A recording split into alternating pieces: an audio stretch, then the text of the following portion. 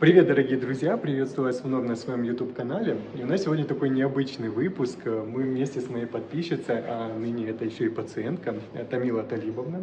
Это коренная жительница Узбекистана. И мы еще в необычном таком месте, я думаю, вы заметили. Это новая клиника. И когда я сюда вошел, первый день, моя мечта была снять для вас ролик с таким шикарным видом. Поэтому, кто еще не подписан, обязательно подпишитесь на мой канал, как сделала моя подписчица когда-то, когда я приехал в Узбекистан, да? Первый, да. И поставьте лайк. Это будет ваша благодарность нашей работе, и таким образом видео в YouTube продвигаются, их сможет увидеть большая аудитория. И нажмите колокольчик, чтобы не пропустить новые интересные выпуски. А у нас сегодня выпуск действительно интересный, потому что моя подписчица и пациентка в одном лице, она необычная пациентка, это человек, который действительно достоин внимания и уважения, потому что с первых слов нашего общения я понял, что она является примером для многих из вас, примером своим отношением к жизни, стремлением жить долго, счастливо, и она не теряет оптимизма и жажды жизни, несмотря ни на что, несмотря на возраст. За неделю получили шикарный результат. Восстановила сон. Вы знаете, Это важно, сон. доктор, вам такое спасибо. Я так благодарна, потому что это много лет, уже лет 8-10, сна полного не было. Вы коренная узбечка, Да. выросшая в традиционной семье, по определенным традициям, с определенным воспитанием. И вдруг вы живете совершенно по иному сценарию. Как воспринимали близкие? Как приходилось ли вам с чем-то сталкиваться, чтобы вот пробить себе вот этот образ жизни? Поэтому нужно двигаться, иначе вот этот быт может засосать, который, знаете, это нескончаемый. Проблемы будут, они есть, они всегда в семье. Невозможно, чтобы в один миг вы проснулись и никакой проблемы. Да. Обычно у нас семьи большие, много детей, много внуков. У внуков есть свои родители. Пусть они немножечко тоже У родителей своя семья, они хотят жить да. самостоятельно, без лишнего внимания. Как раз сейчас этим и занимаются, чтобы вновь вернуться к жизни, к ритму жизни. И на медикаментозной поддержке, хоть в космос, абсолютно спокойно. И тем более, похвастаемся, да, это уникальный проект в Узбекистане и, наверное, во всей Центральной Азии. А врачи потрясающие. Я вообще за свою жизнь, 73 года, не видела такой клиники, таких врачей, такое отношение к пациентам. Только начало, мы только запустили. Да. Тамила Талибовна, скажите, пожалуйста, готовы ли вы с нашей аудиторией поделиться своим возрастом, или это останется секретом? Нет, конечно, я поделюсь. Конечно, это все экспромтом, да. Но, конечно... чтобы примерно знали наши зрители, что вы действительно достойны восхищения. Вот сколько вам лет? 73. 73 года. И вы активны, вы позитивны, и самое главное, вы жаждете жить и жить долго и счастливо. Но когда моя пациентка пришла ко мне, то первое, о чем зашел разговор, это о том, что вы потеряли какую-то, чуть-чуть, знаете, не сказать полностью какой-то интерес, но чувствуете, что начинаете терять вот такой запал, да, все-таки в жизни. Конечно. И вы пришли к нам в поисках того огонька, который вновь разожжет в вашей душе вот это вот желание жить. Вы мне рассказали, что активно путешествовали до недавнего времени, сейчас тоже есть такая возможность. Где вы были и в каком возрасте? Ваша самая первая поездка, вы помните ее? Первая еще в молодости. Я биолог. Биолог. Да, и моя специальность такая, что мы путешествовали. Я работала в Институте ботаники Академии наук. В Ташкенте? В Ташкенте, да. И естественно, у нас были экспедиции, у нас были стационары, куда мы ездили. Это горы, это Но это был потрясающие горы. Узбекистан? Узбекистан. Мгм. И вот любовь моя к путешествиям, это осталось на всю жизнь. На всю жизнь. Знаете, поэтому для меня путешествие было очень важно. Мгм. Важно, Особенно сейчас. особенно сейчас, да. Потому что это новые эмоции, а с возрастом новые эмоции, они нас вдохновляют. И это повод для того, чтобы себя поддерживать в плане долгой жизни и возможности продолжить эти путешествия. Но вот в возрасте уже пожилом, Пожилом. после Я 60 вышла, лет, да. где вы были? Я вышла на На пенсию. пенсию.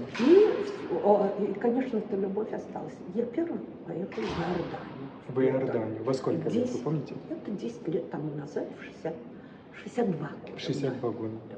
Это вот, наверное, ваш новый старт активных Старт. путешествий, да? был? Да. Мгм. У меня есть потрясающая подруга, она доктор медицинских наук, Вахидова Гавхара Хадовна. Она заядлый путешественник, и она, конечно, вытянула меня, То есть был пригласила, триггер, да, был человек, который да, хотел она, вас. да.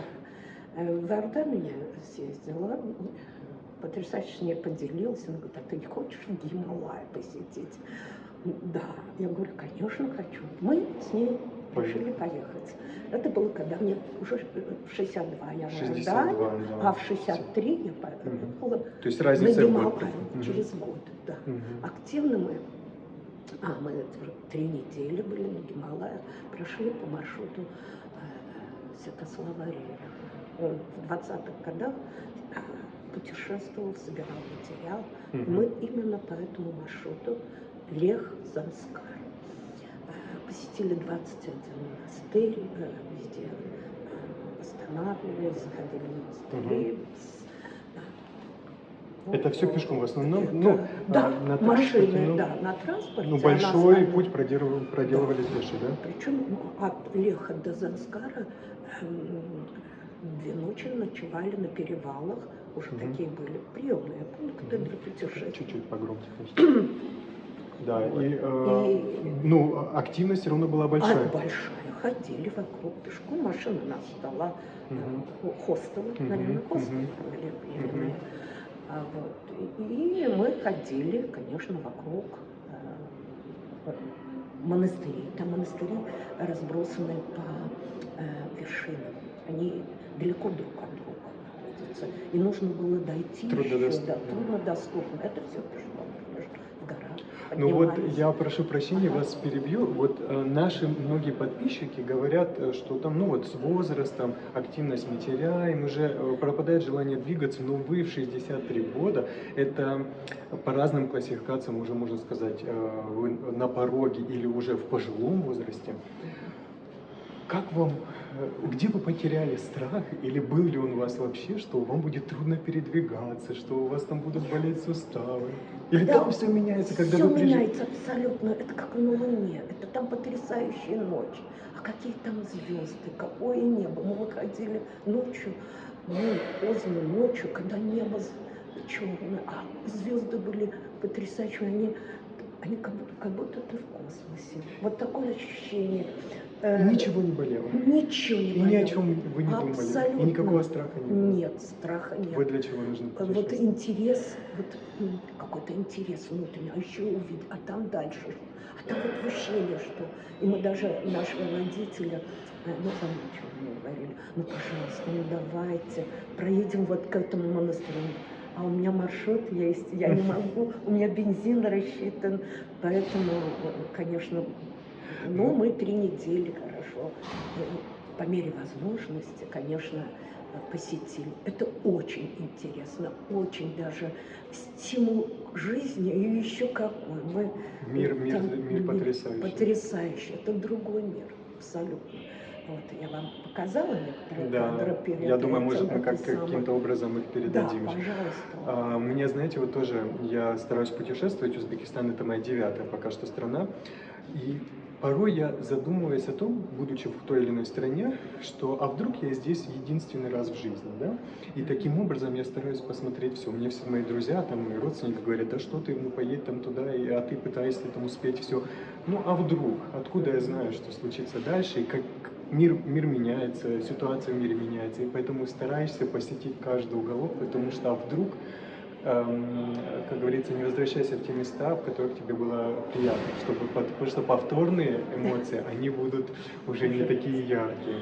Ну вот вы были в тех замечательных местах, да, Гималаи, это горный хребет, это другой воздух, и там совершенно другие эмоции, другие ощущения.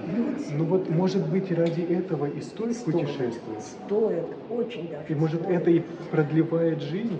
Да, да, на меня очень повлияли, потому что и до этого, до Гималаев, еще Таджикистан у нас был. Но по Таджикистан, это же здесь как да, за углом, можно сказать. мы ездили еще в Харок, у нас в Горно-Бадахшанскую АЭС, ну тогда АЭС была, регион, в Харок. Но мы очень много там путешествовали. Значит, и для нас эти огромные горы было вот манящими. Вот это чувство я не могу передать, я словами не смогу сказать. Потому что ту красоту гор, красоту регионов, попадаешь и действительно не знаешь, вот идти надо много дум. Откуда силы берутся? Это в 63 Это, года. наверное, цель. Это цель. А Это может интерес. быть, А не мы и знаю. сила, Не могу. разряженность Какая сила? воздуха. Да. Какая сила вперед вот тянула. Это ощущение сейчас есть, я могу, но все равно не могу передать. Вот я чувствую сама внутренне, а передать не могу. Ну, а по мире ходят легенды. О, Памир. Да. Еще много раз я была там на Памире. Причем в такие Ишкашимы ездили, из Харога до Ишкашима, это очень далеко, вдоль границы. Там потрясающая горная река Пянш. Вы знаете, такие места мы посетили, ну, по пути, как бы, может, такие и были там и святые места, и такие регионы, где напротив Афганистан видно поселение, как люди работают на поле, а вот эта сторона, Таджикистан, абсолютно, только буквально, может быть, 25-30 метров разделяет река, и две страны совершенно другие. Потрясающе. Ну вот еще, возвращаясь к медицинской теме, это же еще и отличная работа над когнитивными функциями, память, внимание, речь, потому что вы должны запомнить местность, вы должны запомнить название, оно может и само в голове как-то укладывается. Это плюс путешествия, мало того, что эмоция, эмоциональная составляющая, ну, вы сами прекрасно это уже ощутили на себе, важное в плане стимула к жизни. И второй положительный момент, вот по ходу мы извлекаем, это все-таки когнитивная активность, это память и внимание. Да, ну если на медицинском языке, Да, может быть, это так, а вот ощущение, да, память, это состояние души, и потом хочется увидеть еще больше, еще лучше. Планируешь дальше на следующий год, куда поедем при возможности, куда еще раз. То есть стоит один раз выбраться куда-то, и это потом пойдет как домино. Абсолютно. Путешествия. Пусть это будут горы, пусть это будут регионы какие-то. Мы с ней и по Узбекистану много проехали, с подругой моей. И это все регионы. Ну вот, Тамила Талибовна, я прошу... Я бы с удовольствием пригласила бы вот всех, кто желает, нас смотрит, желает, да. Мы сейчас вот школу запустили здорового старения в нашей клинике, да, и мы в будущем, возможно, если это действительно школа приобретет такой массовый характер, может быть, мы будем организовать какие-то и поездки вместе с школой, да. И это было бы вообще потрясающе. Да. Ну вот вопрос по ходу. Я думаю, многие наши подписчики сейчас среагируют в комментариях следующим образом, но ведь путешествовать могут себе позволить не все, и это финансовые какие-то затраты, и плюс это еще и доступность. Что вы на на предполагаемые эти вопросы можете ответить? Ведь путешествие это же не полететь в пятизвездочный отель там где-то на островах. Абсолютно. Это абсолютно небольшие деньги. Даже по Гималаю, вот если рассчитать, я могу сказать, я могу сейчас просто на память не помню сколько, но это было не относительно доступно. А тем более, если ехать какой-то группой, я думаю. Да, а с группой вообще, я считаю, это И не обязательно же путешествовать куда-то в отдаленные места, труднодоступные. Даже если ты выезжаешь за город. Вот мы ездили потрясающе на Червак. Потрясающей красоты. Это можно сказать, я хоть и не активный знаток географии, это как подножие, первое начало Тянь-Шань, который простирается до Китая через через 3 страны практически. И 50 или 60 километров от 80 километров от Ташкента. Маршрутки ходят, и это уже другие эмоции, это другие впечатления. озера еще. Вот еще не попал, но мне говорили. Потрясающее это место. Не обязательно путешествовать куда-то, но любой выезд, смена обстановки, она уже сказывается. Дает на несколько дней, вот, ну и может быть даже на месяц, или еще больше эмоций. И гипертоническая болезнь, артриты, артрозы, хандра какая-то. Потому что ты идешь, и ты... Вот насколько эмоциональное состояние важно в плане общего здоровья. Потому что когда ты в одиночестве, когда ты в постоянной обстановке, ты начинаешь невольно сосредотачиваться на этих проблемах, сосредотачиваться на боли в суставах, в какой-то шейном, грудном отделе, на свою гипертонию. Да, безусловно, мы сейчас должны это особо акцентировать без медикаментозной коррекции, но нельзя никуда отправляться, вы должны быть абсолютно компенсированы. И Тамила Талибовна как раз сейчас этим и занимается, чтобы вновь вернуться к жизни, к ритму жизни. И на медикаментозной поддержке хоть в космос, абсолютно спокойно, и тем более вот похвастаемся, да, это уникальный проект в Узбекистане и, наверное, во всей Центральной Азии. Ну, вы были во многих странах, вы были, наверное, в Казахстане, и в Таджикистане, в Кыргызстане. Это, наверное, крупнейший проект в Центральной Азии, и проект не просто какой-то классический. Потрясающее оборудование, а врачи потрясающие. Я вообще за свою жизнь, 73 года, не видела такой клиники, таких врачей, такое отношение к пациентам. Ну, только начало, мы только запустили амбулаторный прием. Это только первая неделя работы. А мы сейчас еще и вицам. Вот я когда пришел устраиваться в клинику, вот я думаю, обязательно, вот именно я мечтал снять. Как в 5-звездочном отеле, в Турции где-то, например. Вот. Ну, конечно, вот я еще хочу сказать, после Гималая нам захотелось побывать еще на Тибете. Это настоящий Тибет. Путешествие было. Это для поиска философии жизни, наверное. Вообще Тибет. Хотелось увидеть. Тибет. Он привлекал давно. Потому что после Гималая, конечно, следующий Тибет, конечно. Он труднодоступен. Туда я знаю, что у нас в республике, в Узбекистане, нет туристических фирм, которые организуют путешествия туда. Туда ездят спортсмены, туда ездят альпинисты наши из Узбекистана, но общедоступные, чтобы собрать группу путешественников, поехать путешествовать. Достаточно сложно. Да, очень сложно. Почему не берутся за это дело? Пошла в казахстанскую группу, из Казахстана, в Алмате, группа формировалась в Алмате. Все были из Казахстана, я была из Узбекистана. Да. Вот.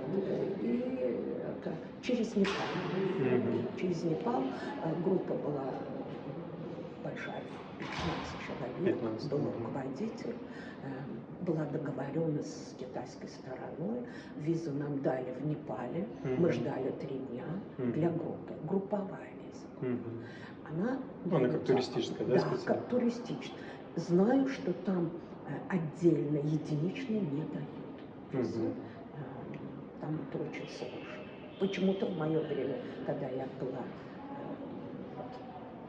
6 лет тому назад, 7 лет тому назад, да? Больше, почти 10 лет. В 63 вы были. Это в Гималае, а в А, 66 66. Тибет. все, да. Да, Мгм. это Да. Уже 7 лет. запутались Да, при запутались. такой активности Да, путешествий. поэтому там... Что вы эта группа- почерпнули Я, оттуда для себя? вы знаете, нет, не могу вот писать вам страну, которая вся горная. Такие потрясающие огромные горы, красивейшие. Потому что мы из Лхасы на экспедиционный нас автобус, нас сопровождали полицейский нас сопровождал, потому что передвижение самостоятельно по Тибету туристам сложно. Я думаю, они получают какую-то отдельную визу, которой можно отдельно самостоятельно передвигаться. Вот. И они сопровождали у нас, поэтому маршрут был из Лхасы до Эвереста, до первого, как он называется, первого сборочный пункт, куда всех туристов собирают, а потом там фильтруют. Альпинисты поднимаются на Эверест, а они проходят акклиматизацию месяц. Вот в этот лагерь нас привезли, мы там ночевали. 2 ночи нас возили в другие люди, а кто, сами кто хотел, повели до первого лагеря, где уже альпинисты откуда стартуют. Но там тоже они проходят, оказывается, акклиматизацию.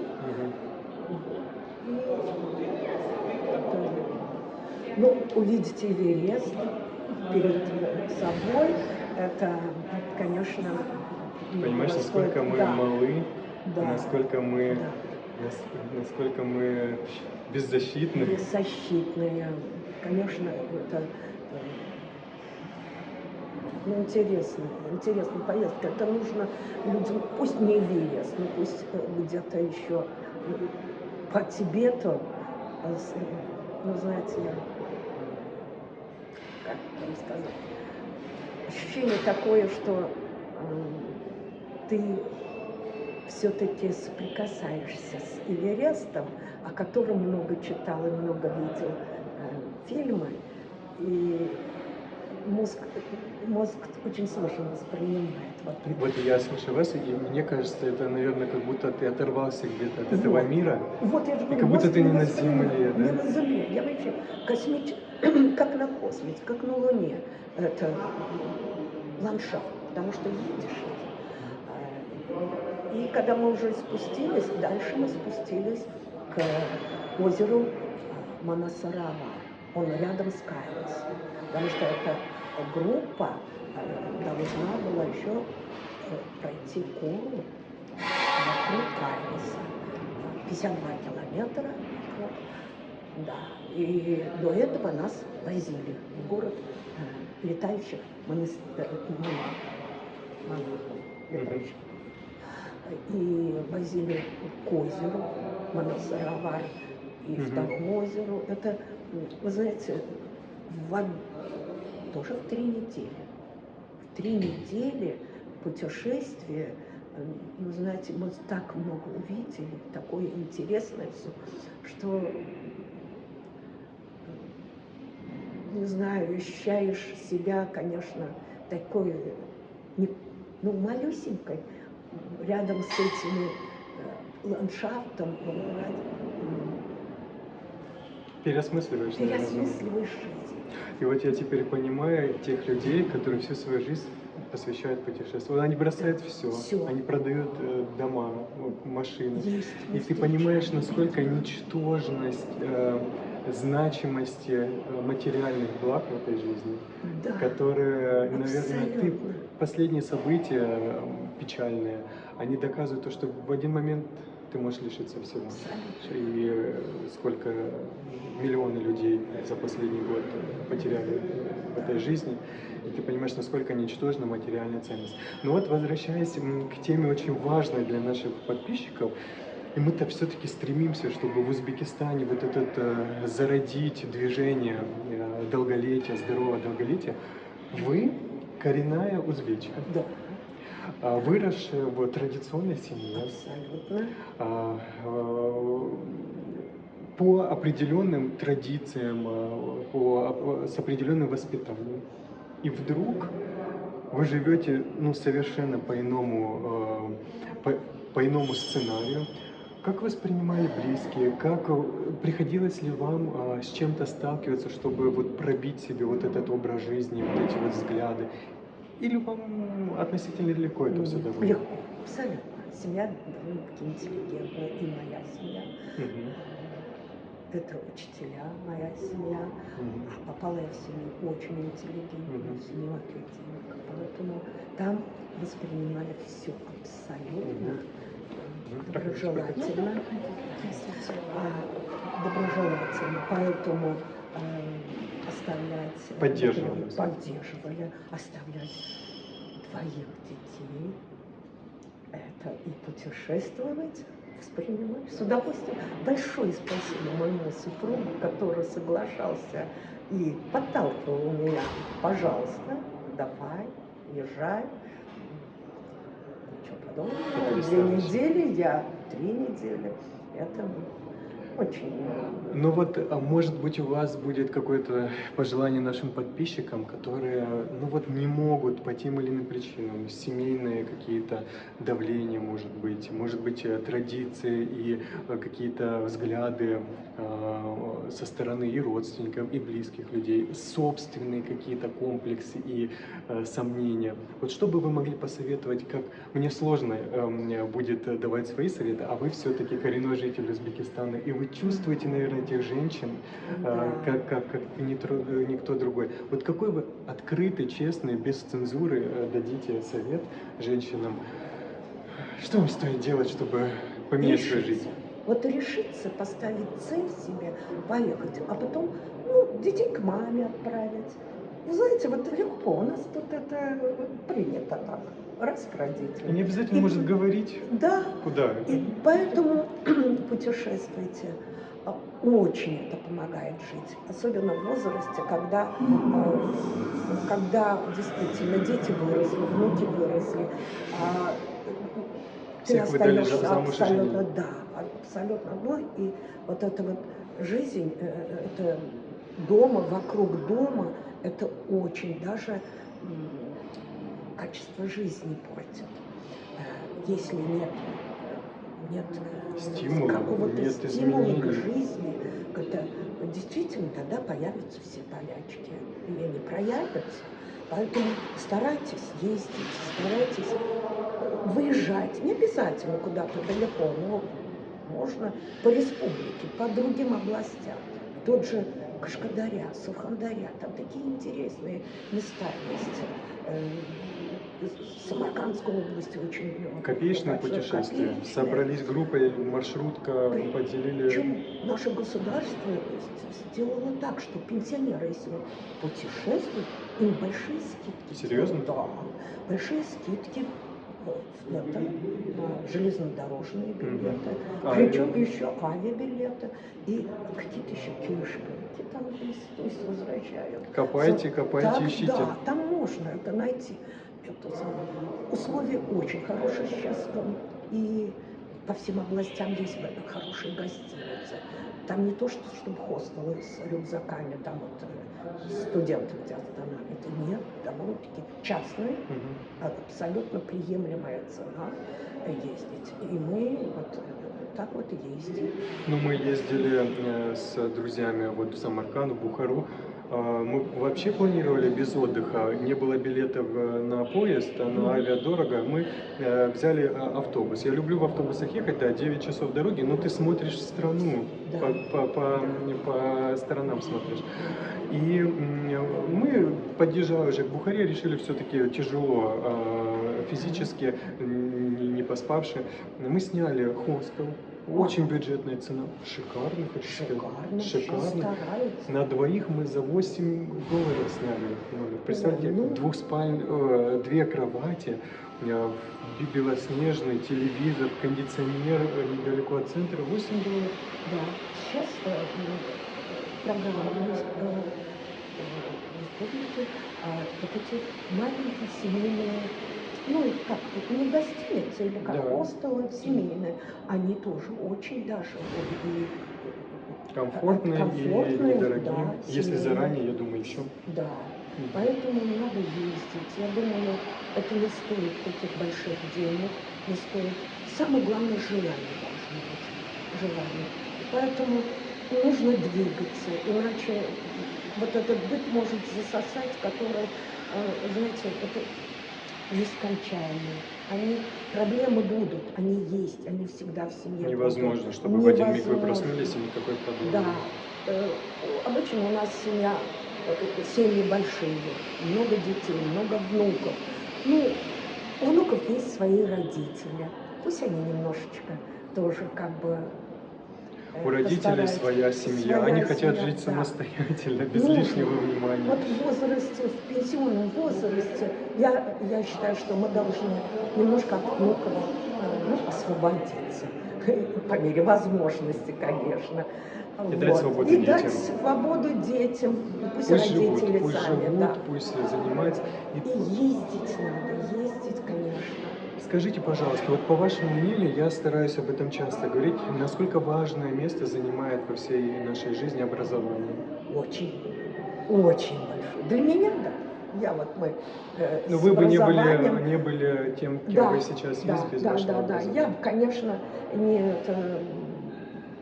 не путешествую. Знание, это все. Это другая философия жизни, это другие взгляды на жизнь, другие понимания, что мир не ограничивается твоим двором, твоей плоской землей, детьми, и страной в целом. Все в одном дворе, как говорится. Нет, конечно, образование. Это движет. Я даже для себя считаю, что это и когда ты совершенствуешься, самообразовываешься, независимо от возраста, постоянно, регулярно, и ты понимаешь, ради чего тебе жить до 100 лет. Да. А когда твоя цель, допустим, многие пациенты и подписчики пишут, что там детей женили, выдали замуж,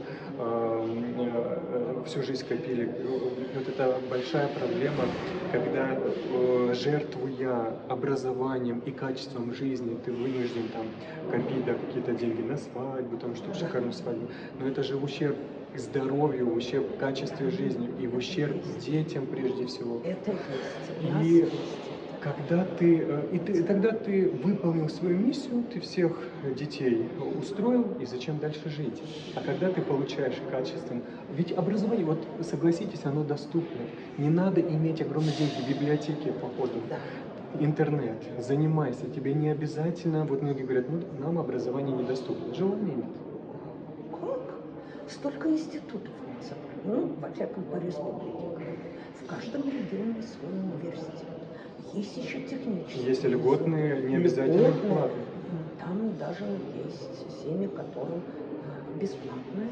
Гранты можно выиграть, международные гранты. Нет, это сравнить в наше время, когда мы поступали один единственный университет на всю республику, там конкурс был, да. А сейчас в каждом регионе даже не нужно из дома не выезжать. Второй момент, даже не нужно поступать. Информационное изобилие. Читай, узнавай. Не обязательно даже заканчивать. Институт, он меняет все равно человека. Я благодарен своему образованию. Я понимаю, что я не был бы с такими взглядами, может, был бы другим человеком. Мне многие удивляются, пишут, говорят, ты как неприкаянный по жизни ездишь, у тебя там уже 9-я страна, и ты не знаешь, где найти себе место без родины, без племени. Это моя жизнь. Да, последние события, они, видимо, подтолкнули более активно. Я планировал еще до последних событий переехать в Сербию, потому что мой прадед, он еще в 20-х годах белый офицер казачий, вот, и когда уже красные наступали на Крым, они эвакуировались, последняя русская императорская эскадра эвакуировала гражданских, военных, всех в Константинополь, потом на остров Лемнос, в Грецию, Салоники и Югославию. И, скорее всего, мой прадед похоронен в Белграде.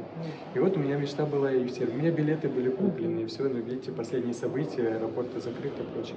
Поэтому я поехал в Молдову, из Молдовы в Узбекистан. Как дальше жизнь сложится? Но я получаю такое удовольствие, и я понимаю, что это меня защищает от, наверное, какого-то снобизма, вот, знаете, нудности вот этой, вот, когда ты садишься, закончив университет в одну поликлинику и выходишь на пенсию из нее, ты абсолютно ограниченный человек. А как мир сейчас настолько комфортен, и глобализация позволяет нам жить на 3-4 страны сразу. Сегодня ты тут, завтра час перелет. Да. Ты можешь оказаться, вот вы едете в короткое путешествие сейчас. Да, то есть вам буквально, ну сколько полет занимает? Ой, 10 часов. 10 часов. Ну, в рамках, у нас по городу 3 часа можно ехать, в пробках стоять. И вы окажетесь совершенно на другом континенте. Абсолютно. С перелетами, с ожиданием в аэропорту. Да. Ну, в общем, вы Да. знаете, что Но это вы такое. окажетесь совершенно Да. в 73, вам будет 74. 73, ну, 73, пойдет 74. Будет. Да, Да. вот буквально. Да. Так что это... И сейчас, ну, технологии позволяют нам жить где угодно и как. Но Не это боюсь меняет перелета. качество взглядов, философию жизни. И на старости лет, возможно, я буду сидеть и вспоминать, что я работал там, жил там, видел Да, таких людей. важно. Это же потрясающе. Это здорово будет, потому что я же говорю, вот эта поездка в Гималайи и Тибет, она время от времени возвращается в тягот. Вот я вспоминаю поездку, я закрываю глаза, вспоминаю поездку, вспоминаю эти наши походы, вспоминаю такой монастырь, который очень высоко находил, до него еще надо было добраться. Это, знаете, 76. Ой, 66. Да. Извините, 60. Но мы будем вспоминать и в 76. Да, у меня, значит, Новая поездка какая-то. Ой, Какая-то. будет она, значит, 73. Я мечтаю попасть. Но коронавирус немножко планы изменил. Он всех планы потому изменил. что, Такое да, ощущение, что выбил вообще. да, и, конечно, поездка в Фрунзе у нас сорвалась. Но Тибет я бы повторила. С удовольствием бы повторила и не боюсь. Не боюсь даже в этом возрасте. Я про возраст Зачем вам бояться? вообще Мы сейчас... про возраст не думаю. Вот честное слово, когда вот мечтаю, я про возраст не думаю. Абсолютно. Мы сейчас со своей стороны займемся, чтобы в 100 лет мы не думали ни о каких событиях неблагоприятных, а это возможно. Медицина... Я как японцы хочу. Да, медицина дает возможности, медицина дает шансы. И мне грустно, когда приходится убеждать пациентов, что действительно ему нужна эта таблеточка, он не будет от нее видеть никакого эффекта сейчас, но на прогноз это позволит ему обезопасить себя от инфарктов, инсультов, тромбоэмболий и так далее в будущем. Хотя он пьет, и он не понимает, для чего он ее пьет. И порой очень грустно, допустим, те же статины, это действительно сегодня, это прорыв в медицине, когда они позволили нам прогноз долгосрочный улучшить по инфарктам и инсультам. И вы представляете, вот по статистике, на сегодняшний день, не дойдя до инфаркта и инсульта, получают статины не более 8-9%. То есть 92% пациентов стоят на пороге инфаркта и инсульта. Хотя вот, статины недорогие, вот вы же покупали, Да, там буквально $2. Доступно, Можно в районе $2-3 купить препарат. И я надеюсь, что мы с вами уже за неделю получили шикарный результат. Восстановила сон. Вы знаете, это важно, сон, доктор, вам такое спасибо. Я так благодарна, потому что это много лет, уже лет 8-10, сна полного не было. по 2 часа мог 2 раза повториться, неполный сон. Утром состояние отвратительное, головные боли. Ну вот я Демотивированность, разбитость. неделю правильно, правильное назначение ваше, правильное решение. Главное приверженность, главное, понимаете, то, что вы это делаете. Я с удовольствием делаю. Это все как прописано, как доктор рекомендует. И вы знаете, я за неделю здорово себя чувствую. Выспались? Выспалась. За 7 лет? За 7 лет вот я полный 7-часовой сон. И главное, то, что вы узнали, что все-таки гипертонию можно не ощущать. Можно, оказывается. А я хотела 170, оказывается. А можно и не ощущать. Мне страшно стало. Вот и хочется и с вашей стороны, наверное, посыл вот всем подписчикам: мерите давление. Потому что приходят, у меня, представляете, был случай, пациентка на прием пришла обследоваться, у нее 220. Она ходит, говорит: да вы что, я, говорит, себя прекрасно чувствую. Потому что постепенно идет адаптация сосудов. Вот но это, знаете, вот чудом, она, наверное, в рубашке родилась, что она дошла до меня без инсульта, как бы сохранно. Но ведь это риски огромные, 170, 160, даже выше 140 давления, это уже значимо повышает риски инсульта. Поэтому мерите давление, начиная, особенно как только вы входите в менопаузу, женщина входит в группу риска. Поэтому давление, тонометр у каждого должен быть в доме. Но ничего, мы компенсируем таблеточками, и путешествия, перелеты, эмоции, активность никаким образом не влияет на уровень артериального давления. Под медикаментозной коррекцией 120 на 80, если это комфортно для вас давление. Так что я думаю, у нас все впереди. Да, и мы выпустим еще массу видео, и вы будете делиться своими новыми поездками. Обязательно, да. Я сейчас просто извиняюсь перед зрителями.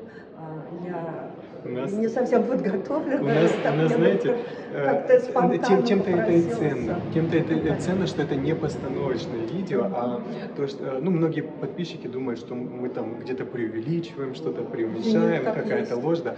Как есть. Вы пришли на школу нашего здорового старения и уговорили. Я безумно вам благодарен. Спасибо. Вы являетесь вам, примером для наших подписчиков. От вас тоже лайк нашего видео. Друзья мои, подпишитесь, потому что, знаете, когда вы смотрите без подписки, наши видео, как мы стараемся донести информацию очень важную для многих, они просто не так активно залетают в рекомендации, их меньше видит народ. Поэтому лайк, подписка — это важно для того, чтобы то, что мы делаем в плане продвижения здорового образа жизни и долголетия, оно распространилось не только на весь Узбекистан, на весь мир. Я думаю, что вместе мы сделаем так, что наши люди будут жить долго и счастливо. И средняя продолжительность жизни в Узбекистане будет не на уровне 60 там, с лишним лет, а на уровне международных цифр на сегодняшний день 80+. То есть это средняя продолжительность жизни сегодня и в Европе, в Японии выше 90, поэтому мы будем стремиться, а вы наш пример. Спасибо. Спасибо. Я хочу еще пожелать. Придите в клинику.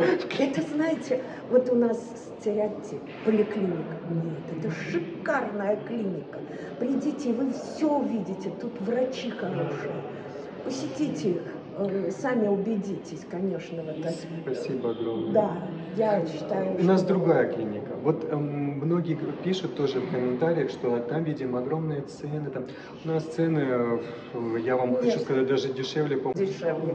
Придите, вот сами убедитесь. И плюс сама обстановка, да, конечно. и мы стремимся и социальные проекты. Это другое. Вот понимаете, во всем мире частные клиники — это такой же игрок в любом государстве, как и государственный. Да? И наш посыл, как и этого огромного проекта, прежде всего поменять отношение людей к здоровью.